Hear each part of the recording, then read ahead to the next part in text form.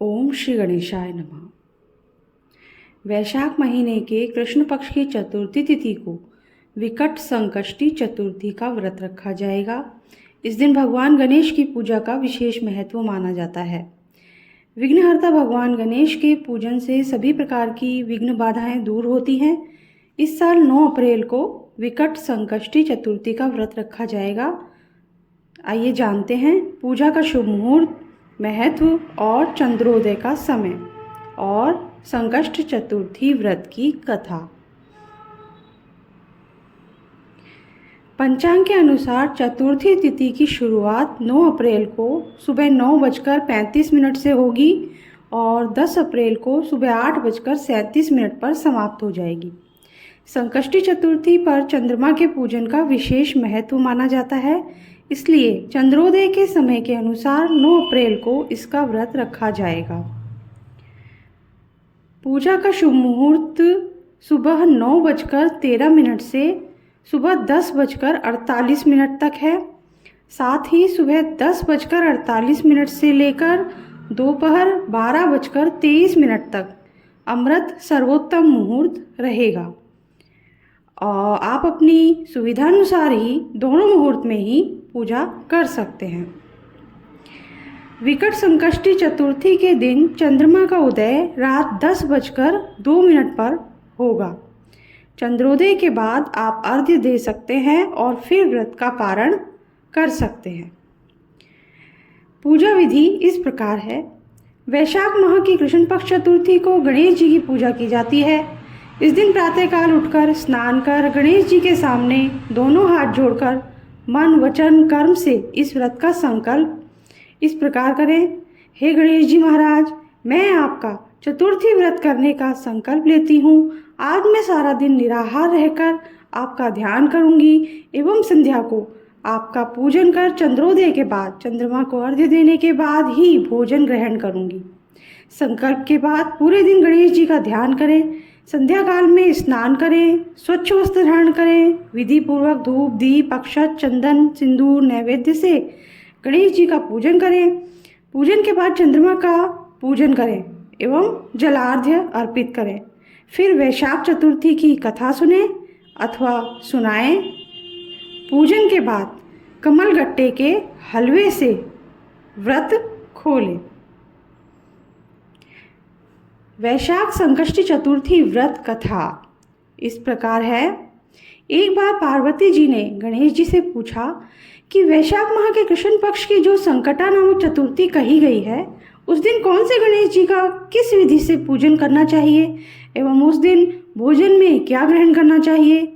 तब गणेश जी ने उत्तर में कहा कि हे जगत माता, वैशाख कृष्ण चतुर्थी के दिन व्रत करना चाहिए।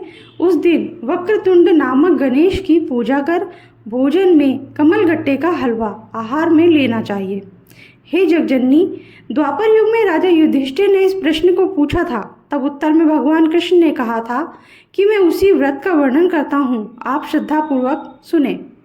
श्री कृष्ण बोले, हे राजा युधिष्ठिर, इस कल्याणदात्री चतुर्थी का व्रत जिसने किया और उसे जो फल प्राप्त हुआ उसे मैं कहता हूँ। प्राचीन काल में रतिदेव नामक प्रतापी राजा हुए जो कि शत्रुओं के विनाशक थे।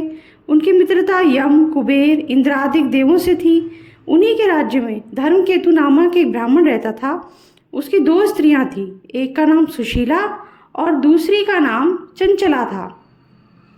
सुशीला नित्य ही कोई ना कोई व्रत किया करती थी, फलतः उसका शरीर बहुत दुर्बल हो गया था। और इसके विपरीत चंचला कभी भी कोई व्रत उपवास नहीं करती थी, अपितु भरपेट भोजन करती थी।